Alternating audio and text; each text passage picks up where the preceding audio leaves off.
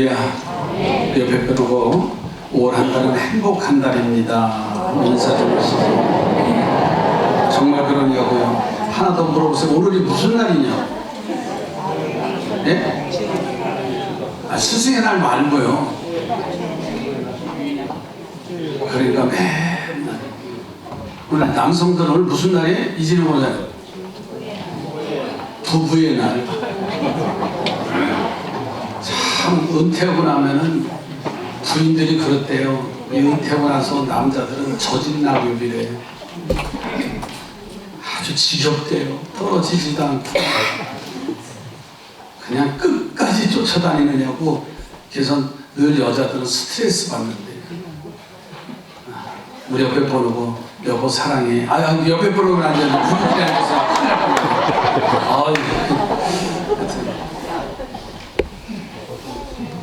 여러분의 가정이 정말 행복한 가정이 되시기를 주의 이름으로 축복합니다. 오늘 본문에 나오는 내용은 라합이라고 하는 여인의 이야기지요. 근데 그는 여리고에 사는 사람이고 그의 직업이 나와 있어요. 기생이다. 참 기생 그러면 우리 이미지가 그렇게 좋지 않아요. 몸을 파는 그 직업의 삶을 사니까 많은 사람들에게 입에 오르내리고 멸시를 당하고 무시를 당하고 참 힘든 그런 삶의 여정을 사는 사람이었는데, 가장 중요한 것은 이 라합이요 다윗의 증조모가 됐대요. 놀라지도 않으시죠? 다윗 땅에 증조모면 위에 다윗의 할머니. 어떻게 그런 일들이 이루어져 나갔을까라는 말씀이에요. 저는 그래서 오늘 말씀의 제목을 라합의 행동과 신앙을 가지면 우리 가정들이 정말 뼈대 있는 가정, 행복한 가정으로 만들어져 갈 줄로 믿습니다. 5월 한 달 다음 주까지 가정에 대한 얘기 계속 들어야 돼요. 또 들어야 돼요. 귀 막지 말고요. 어떤 가정이 행복한 가정인가? 결론은 똑바로 들으세요. 예수 제대로 믿어야 된다. 그렇죠? 오늘 본문 속에서 보면 첫째로 이 라합이 그렇게 훌륭한 가문을 이룰 수 있었던 이유 중에 하나가 들을 귀를 가진 자더라고요. 이 귀가 복이 있어요. 보는 것도 복이 있어야 되지만 여러분 듣는 것도요 복이 있는 귀가 되시기 바라요. 한 번 더 이렇게 손을 잡고서 야, 복 있는 귀가 되라. 그렇죠? 복 있는 귀가 돼야 돼요. 듣기는 얼마나 많이 들어요. 근데 과연 어떤 소리를 들어야 되고 내가 어떤 말을 고백을 해야 되는가라는 말씀이잖아요. 라합은요 자신의 집에 어느 날 여리고를 정탐하러 온 이스라엘 사람들을 만나고, 그리고는 그 정보가 이미 여리고성의 수뇌부에 보고가 돼서 그들을 잡으러 공안원들을 보내요. 경찰들을 요즘으로 말하면 보내는 거예요. 이런 위험성을 알고 있는 라합은 이 이스라엘의 정탐꾼들을 자신의 지붕 위에 3대 속에 이들을 숨겨줘요. 그리고 정탐꾼들을 잡으러 온 이들에게 그들은 이미 이 성을 빠져나갔다라고 하면서 그들을 되돌려보냅니다. 그리고 나서 라합은 그 지붕 위에 올라가서 이러한 과정 속에 이제 안심하니 당신들은 가야 할 길을 가라고 하는 이야기를 합니다. 그러면서 라합이 무슨 말을 하냐면, 자, 오늘 본문에 9절, 10절 말씀을 한번 좀 보세요. 말하되 여호와께서 이 땅을 너희에게 주신 줄을 내가 아노라. 우리가 너희를 심히 두려워하고 이 땅 주민들이 다 너희 앞에서 간담이 농나니 이는 너희가 애굽에서 나올 때에 여호와께서 너희 앞에서 홍해물을 마르게 하신 일과 너희가 요단 저쪽에 있는 아모리 사람의 두 왕 시혼과 옥에게 행한 일 곧 그들을 전멸시킨 일을 우리가 들었음이니라. 예, 하나님이 이스라엘을 도와주셔서 홍해를 육지같이 건넌 일과, 그리고 아모리 사람의 두 왕을 멸망을 시킨 이야기를 들었다는 거예요.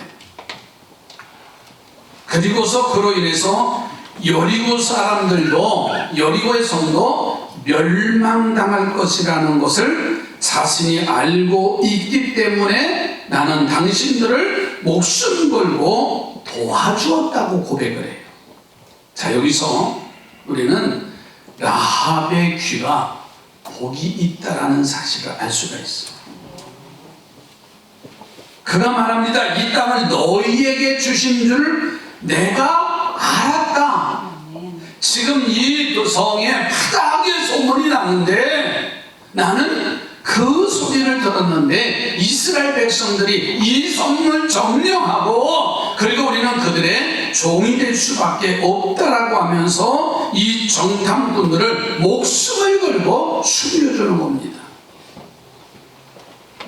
여러분, 하나님의 역사는요, 이스라엘을 홍해바다를 가르게 했고 바산왕 옥과 시온을 멸망시키는 능력의 손길을 듣고 여리고 성 사람들도 이제 들을긴 들었는데 과연 어떤 소리로 들었느냐고 하는 거예요. 저는 바랍니다.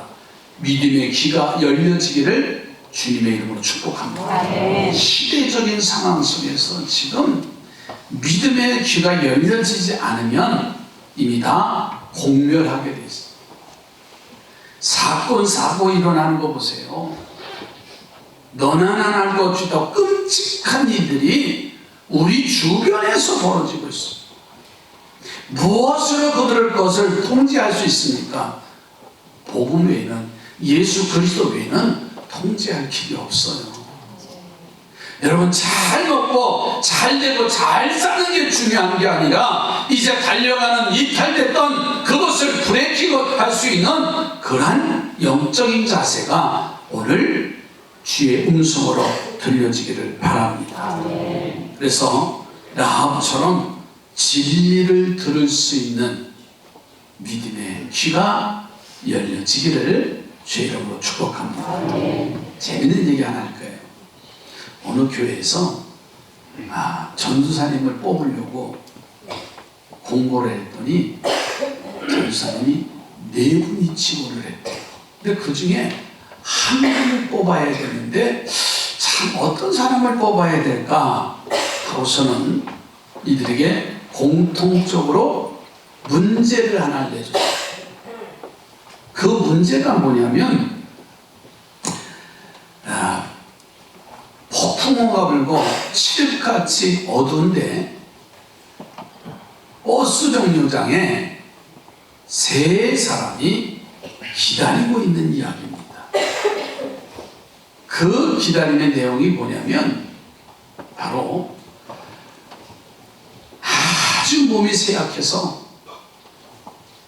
몸을 겨눌 수 없는 병원에 갈 수밖에 없는 할머니 한 분이 버스 정류장에 기다리고, 또 한 분은 자기가 정말 사경을 헤맬 때 자기를 고쳐주신 병원 의사가 그 밤에 기다리고 있고, 또 한 사람은 누구냐면 이 전도사가 늘 동경하고 있는 여자 청년이 하나 기다리고 있는 이야기입니다. 그런데 전사님이 차를 가지고 가다가 단 한 사람만 태울 수가 있는데 전사님은 어떤 사람을 선택을 해서 당신의 차에 태워서 가겠습니까? 라는 문제예요. 이해가 되시죠? 누구를 태우고 가야 되겠어요? 어떤 사람? 그랬더니 첫 번째 전사님이 그래도 성경에 선한 사마리아 이야기가 알잖아요. 아, 나는 이 할머니를 모시고 병원에 가겠습니다. 두 번째 전사님은 아니다. 내 생명의 은혜를 잃어버리면 안 된다. 해서 그 의사 선생님을 태우고 가겠습니다. 라고 썼어요. 세 번째 전사님은 요즘 장가들기도 힘들고 누가 교육자인데 목회자인데 시집와. 나는 내가 동경하고 그 사모했던 이 여자 청년을 차를 태우고 가겠습니다. 나머지 한 사람이 남아서 그 전사님은 쓰기를 이렇게 써놨습니다. 나는 의사 선생님한테 자동차 키를 드려서 그 병원에 가실 수밖에 없는 할머니를 먼저 태워가게 하시고 그 다음에 어떤 일이 일어나요? 내가 그리워하던 이 여인과 함께 버스 정류장에서 버스를 기다리겠습니다. 그렇게 썼더래요. 누구를 선발했을까요? 곤란하세요? 누구를 선택했을 것 같아요? 네 번째. 그죠? 이 말이 뭐냐면요. 같은 상황 속에서도 한 가지밖에 할 수 없는 순간에 두 가지를 할 수 있는 지혜가 필요하다는 거예요. 지금 오늘날 모두가 다 힘들고 어렵다라고 말하지만 그러나 무엇을 선택하고 어떠한 길로 가야 되느냐라는 지혜가 오늘 우리에게 필요하다는 말씀입니다.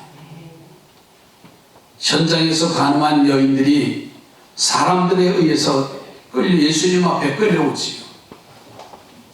당시 율법으로는 이 여인은 돌에 맞아 죽어야 당연한 겁니다.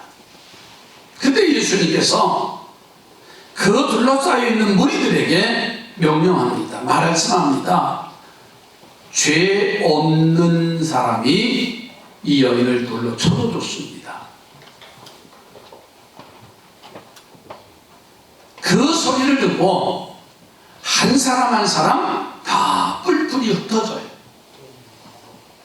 이 여인과 예수님과의 둘만 남았을 때도 주님은 하신 말씀을 우리는 기억하시지요. 나도 너를 정죄할 수 없다. 이제는 자유롭게 가거라 라는 말씀이지. 여리고성 사람들은 하나님의 능력과 하나님의 발걸음을 듣고도 그들과 싸우려는 고집을 버리지 않지요. 그 결과 그들은 멸망을 당합니다. 화라나 가라나 쓰지 않고 하나님의 능력과 이스라엘 백성들의 발걸음을 듣고 하나님의 능력을 깨닫게 되었기에 이 여인은 정탐꾼을 도와줌으로써 여리고성에서 유일하게 구원받은 가정이 되었고 그 자신이 영화로운 축복을 누리는 가문이 되잖아요. 사랑하는 성도들이여, 라합이 가진 들을 귀를 가진 복된 성도들이 되기를 주님의 이름으로 축복합니다. 아멘. 한쪽으로만 듣지 마십시오. 너무나 오늘날 시대는 좌우로 흑백으로 너무나 갈라져 있어요. 무엇을 들어야 되고 어떤 행동을 해야 되고 어떤 삶의 방향을 가져야 되는지 오늘 우리는 말씀 속에서 찾기를 주의 이름으로 축복합니다. 아멘. 두 번째로 하나님이 찾으시는 사람은 누구냐? 하나님을 믿는 믿음을 가진 사람을 찾으시더라고요. 자, 라합은요, 자신의 집에 숨어있는, 지붕에 숨어있는 그들을 숨겨놓는 정탐꾼들에게 이제는 올라가서 고백을 하는 장면이 나와요. 11절 말씀을 보세요. 우리가 듣자 곧 마음이 녹았고 너희로 말미암아 사람이 정신을 잃었나니 너희의 하나님 여호와는 위로는 하늘에서도 아래로는 땅에서도 하나님이시니라. 예, 살아계신 하나님이라는 것을 들었다고 그랬어요. 여리고성에 많은 사람들이 소문이 자자합니다. 그래도 목숨 걸고 라합은 이 이스라엘의 정탐꾼들을 자기의 집에 목숨 걸고 숨겨주고서 그리고서는 그들에게 올라가서 한 말씀이에요. 우리가 그 소문을 들었는데 마음이 녹아내렸다고 했어요. 그 소리를 들었는데 사람이 정신을 잃을 정도라고 했습니다. 그러면서 라합이 고백하지요. 너희가 믿는 여호와 하나님은 하늘에서나 땅에서나 계시는 하나님이시라. 이런 고백을요, 이스라엘 사람들도 하기 어려운 고백이잖아요. 그런데 이방 여인인 여리고 사람인 이 라합이 여러분 이러한 고백을 했다고 하는 것을 생각해 보세요. 이러한 고백이 어떻게 그의 입에서 나올 수가 있을까요? 바로 전능하신 하나님을 믿는 믿음 때문에 그래요. 자, 그러니 라합은요, 이 믿음으로 구원을 받았고 이 믿음으로 하나님이 주시는 영화로운 가문의 축복을 이루잖아요. 여러분, 이 믿음을 갖기를 주님의 이름으로 축복합니다. 그 믿음이 어떤 믿음일까요? 여러분, 베드로는요, 가이사 빌립보에서 주님에게 고백하는 장면을 마태복음 16장에 나와요. 그들이 예수님을 따라다니기는 하고 생업과 가족을 다 버리고서는 그리고 예수님을 쫓는데 과연 이들의 믿음이 어떤 믿음인가를 듣고 싶었어요. 그래서 예수님이 묻습니다. 세상의 사람들은 나를 누구라고 하더냐? 그랬더니 아주 당당하게 대답을 하지요. 근데 예수님의 질문은 지금 베드로와 그의 제자들에게 듣고 싶은 믿음이 고백이었어요. 베드로야, 그럼 너는 나를 누구라고 하느냐? 그리고 믿고 따르느냐? 그때 베드로의 고백은 주는 그리스도시요 살아계신 하나님의 아들입니다. 아멘이지요? 너무나 멋있는 고백이에요. 예수님이 깜짝 놀라서 하연하시구나, 내가 너가 그렇게 고백할 줄 몰랐다 하면서 천국의 열쇠를 주고 음부의 권세가 이기지 못하고 그러한 역사가 나타났잖아요. 여러분, 마르다가 그의 오라버니 나사로가 죽습니다. 예수님께서 그 집을 방문하는데 너무나 슬픔에 쌓여 있어서 예수님께서 슬픔에 젖어 있는 이 마르다에게 너무 슬퍼하지 말고 마르다야, 내 오라비가 다시 살아날 것이다 라고 위로를 해. 그리고는 주님이 하신 말씀이 나는 부활이고 나는 생명이니 나를 믿는 자는 죽어도 살겠고 무릇 살아서 나를 믿는 자는 영원히 죽지 않는 것인데 네가 믿느냐? 라고 물으셔요. 그때 마르다가 예수님 앞에 위대한 신앙의 고백을 해요. 그 고백이 뭐냐면 요한복음 11장 27절에 나는 베드로만 멋있는 신앙의 고백을 했는 줄 알았더니 이 마르다라고 하는 여인이 고백을 합니다. 자 보시죠. 이르되 주여 그러하외다. 주는 그리스도시요 세상에 오시는 하나님의 아들이신 줄 내가 믿나이다. 아멘. 세상에 오시는 하나님의 아들이심을 나는 믿습니다. 아멘. 여러분, 이 마르다의 고백을 통해서 오라비 나사로를 살려주시는 부활의 축복을 누리게 된 줄로 믿습니다. 아멘. 여러분, 믿음의 고백이라는 게 얼마나 소중한지 몰라요. 참 오래된 간증인데 부천에 감리교회 한 40년 전의 이야기입니다. 교회가 막 성장이 되니까는 교회 건축을 합니다. 제2의 이제 성전을 짓는데 이제 봉투를 주고서는 작정을 했어요. 예전에는 그런 일 참 신앙의 고백을 하면서 작정을 합니다. 그랬더니 권사님 한 분이 배움도 짧으시고 글도 잘 모르시고 글씨도 쓸지 몰라는 권사님이 하나님의 교회 성전 짓는데 내가 동참을 해야지 하고서는 봉투에다가 썼어요. 그리고서는 이제 제출을 하고 목사님이 그 작정한 봉투를 딱 보니까는 놀란 거예요. 목사님이 그 권사님의 상황을 보니까는 너무 힘들고 어렵고 가난해서 그냥 그때 당시 5만 원이면 되겠지. 5만 원 정도 했었을 거야. 보니까는 5만 원이 아니라 5만 원이면 0이 몇 개죠? 4개입니다. 그런데 이 권사님이 어떻게 글도 잘 모르고 흉내는 내야 되니까 쓰긴 쓰셨는데 공이 더 붙은 거예요. 공짜가 3개가 더 붙었어요. 얼마예요? 4개에다가 3개가 더 붙었으니까 5천만 원. 걱정이 된 거예요. 그 목사님이 권사님을 불러서 권사님 그때 당시 5천만 원을 상상도 못한 거예요. 5만 원도 큰 돈인데.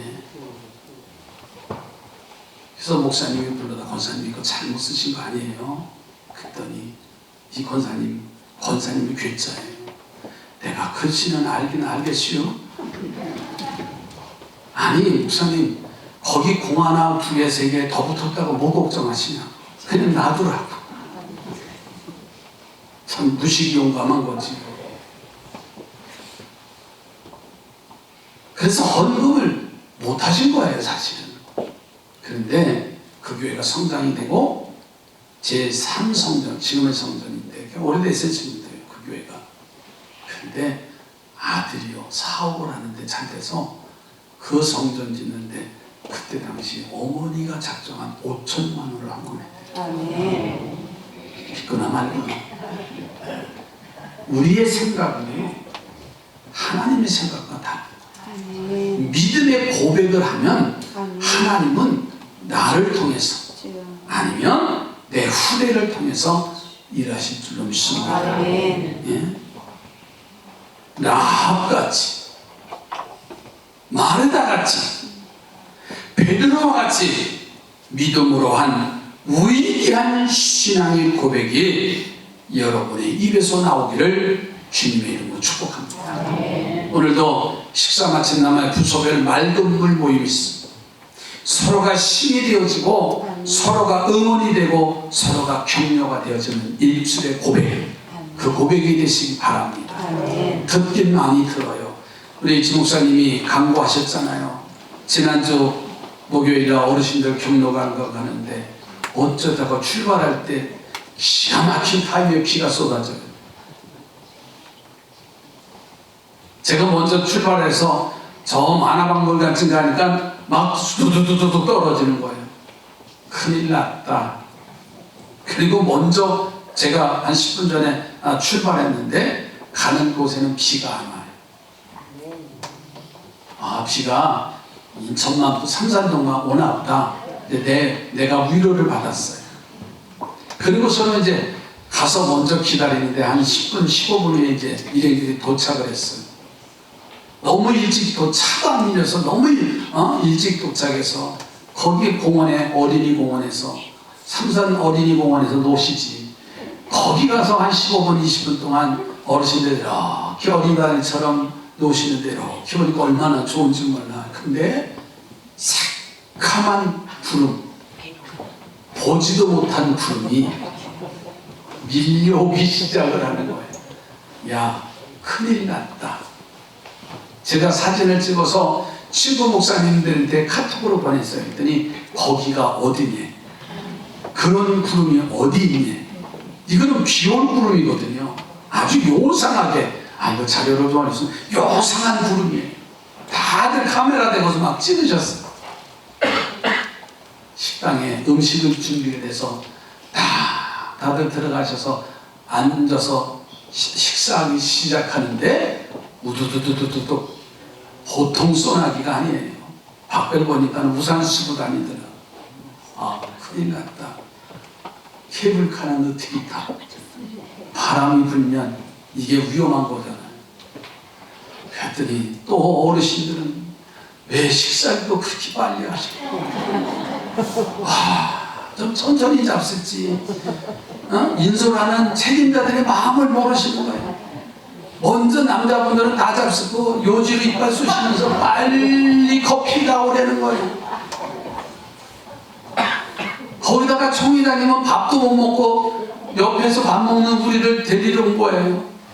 그랬더니 권사님 한 분은 나 회 먹어야 되는데 다 먹지 못하고 일어섰으니, 그리고 일어나서 서빙하러 간 사이에 우리는 매운탕이 나왔길래 거기다가 다 회를 집어넣고서는 그냥 먹었더니 나중에 와서 왜 회 먹으려고 그랬는데 다 거기다 탕에다 넣어버렸냐고 막 그랬더라고요.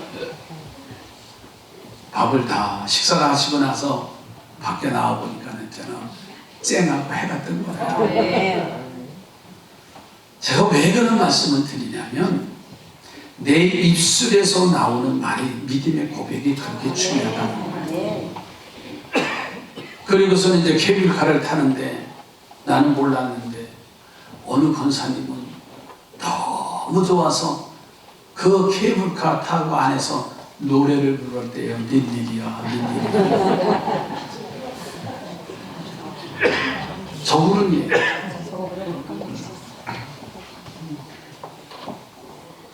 그리고서는 케이블카를 타려고 하는데 그 관리하는 분들이 사람이 없었기 때문에, 비 와니까 누가 또 케이블카 타러 와요.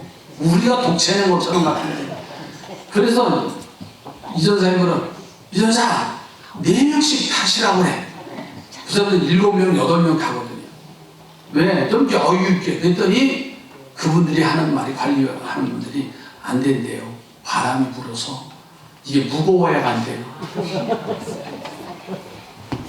그리고 케이블카 타고 순환버스를 타고 돌아오시면서 그 날짜는 얼마나 날씨가 좋았는지. 여러분, 내 입에서 나오는 말, 옆에 보고 좋은 날만 합시다. 마찬가지.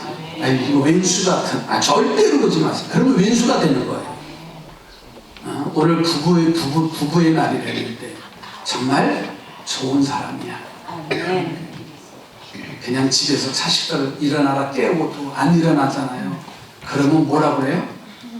왼수 같은 새끼라고 하잖아요. 절대 그러지 마세요.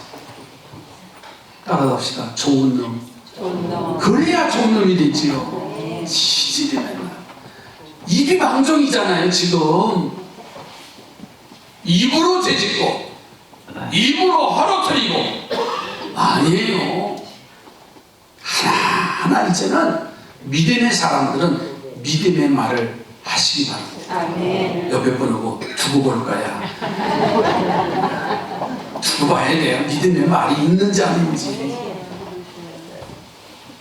세 번째로, 행하는 믿음을 갖는 자를 하나님이 찾으셔야 돼요. 라합을 보세요.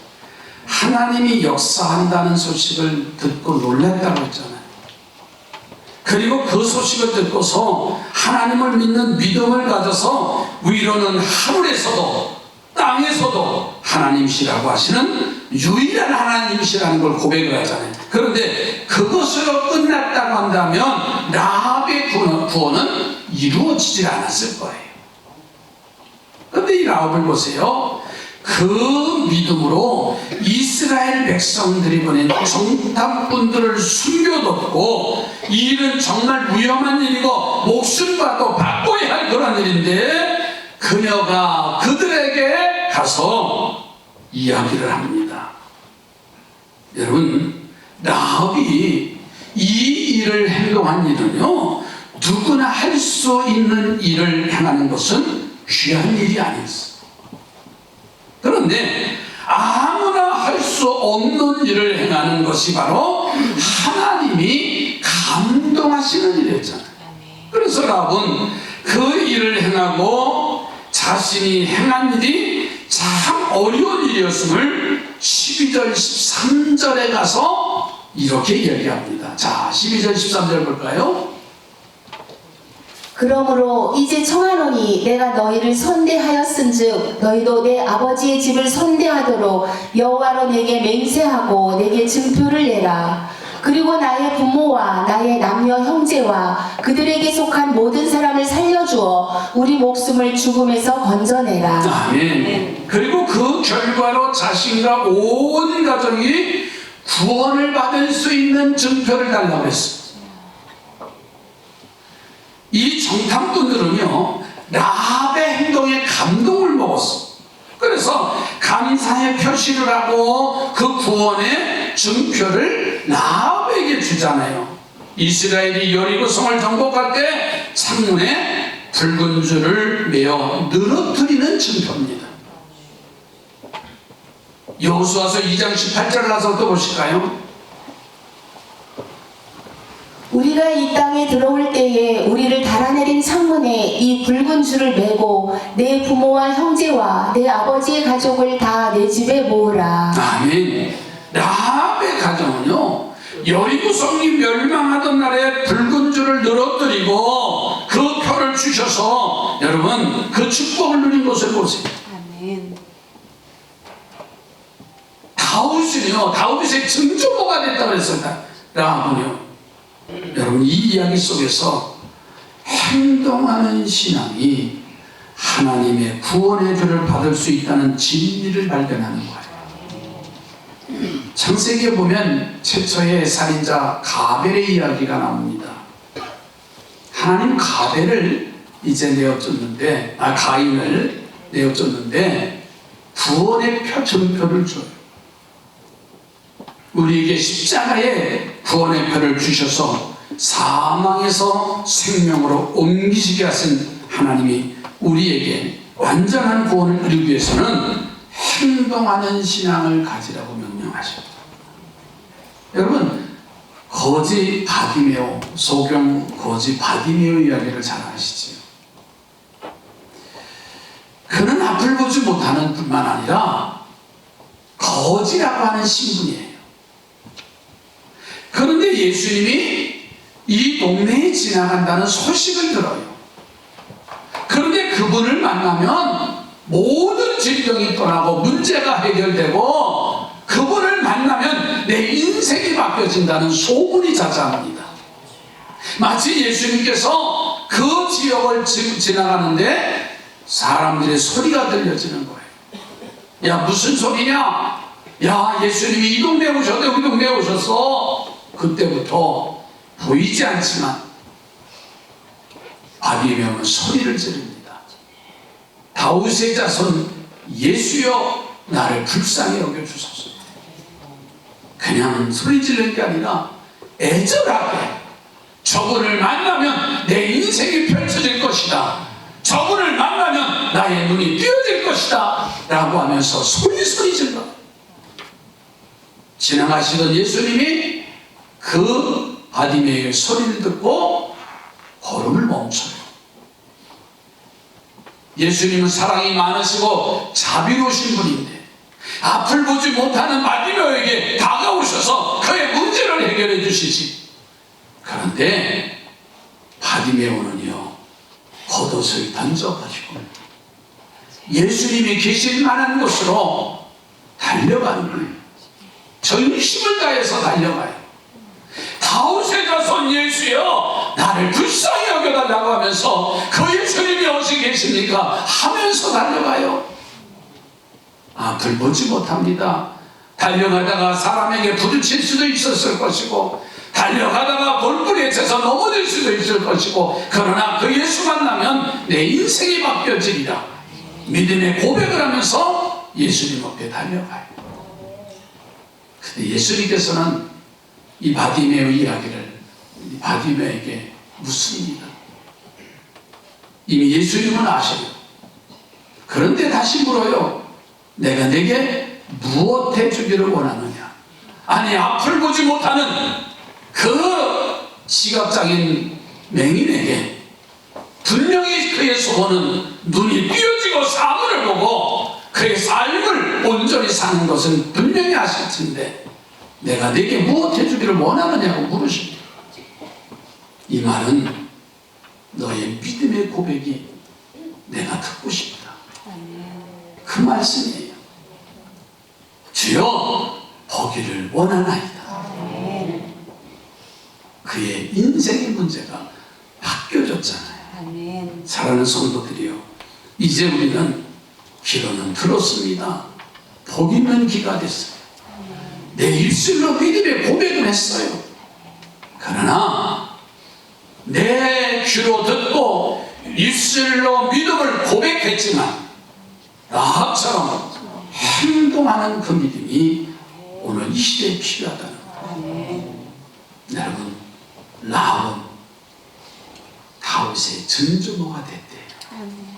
가정의 달 여러분 포기하지 마십시오. 내 믿음의 고백을 라합처럼 행하는 믿음으로 여러분의 가정과 내 삶을 복 있는 믿음의 가정으로 세워져 가기를 주의 이름으로 축복합니다. 기도합니다. 죽음을 두려워하지 아니하고 정탐꾼들을 선대하며 감추어둔 라합의 행동하는 신앙, 겉옷을 내어버리고 보이지 않는 곳에 계신 예수님을 향해서 질풍까지 달려가는 바디메오의 행동하는 신앙처럼 오늘 이제는 우리 모두가 주님을 향해서 달려가는 성도의 삶이 되게 역사해 주시옵소서. 예수님의 이름으로 기도드립니다.